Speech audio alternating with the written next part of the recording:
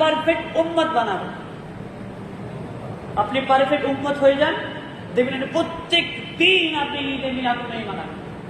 প্রত্যেক দিন আমি প্রত্যেক নামাজ আমি নবীকে পালন করি, আমি প্রত্যেক সময় নবীকে পালন করি। আমার শরীরের মধ্যেই নবীর সুন্নাত আছে, আমার মুখের মধ্যেই নবীর সুন্নাত আছে। আমি প্রত্যেক নামাজে পড়তেছি আশহাদু আল্লা ইলাহা ইল্লাল্লাহ ওয়া আশহাদু আন্না মুহাম্মাদান আবদুহু ওয়া রাসূলুহু। প্রত্যেক নামাজ আমি নবীকে স্মরণ করি।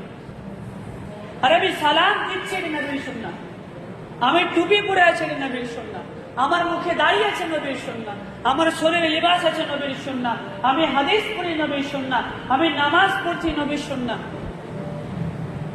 তাহলে এক থেকে বড় ঈদ আর কি হতে পারে?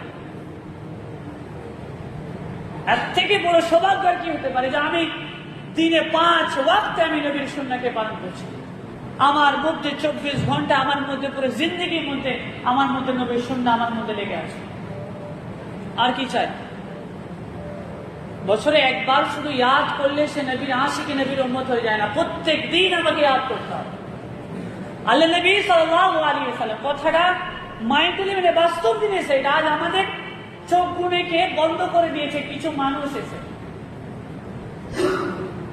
কিছু মানুষ এসে আমাদের চোখ গুনেকে অন্ধ করে দিয়েছে। একবার এই পকেটটা ভারী করে দিয়েছি তাদের, আর তারা আমাদেরকে হাদিসকে চেপে, হাদিস কোরআনকে বন্ধ করে আমাদেরকে গুমরাহী পথে রাস্তায় হাঁটাচ্ছে আর বলতেছে এটাই ইহদিনাস সিরাতাল মুস্তাকিম, এটাই সঠিক পথ, এটাই সঠিক পথ।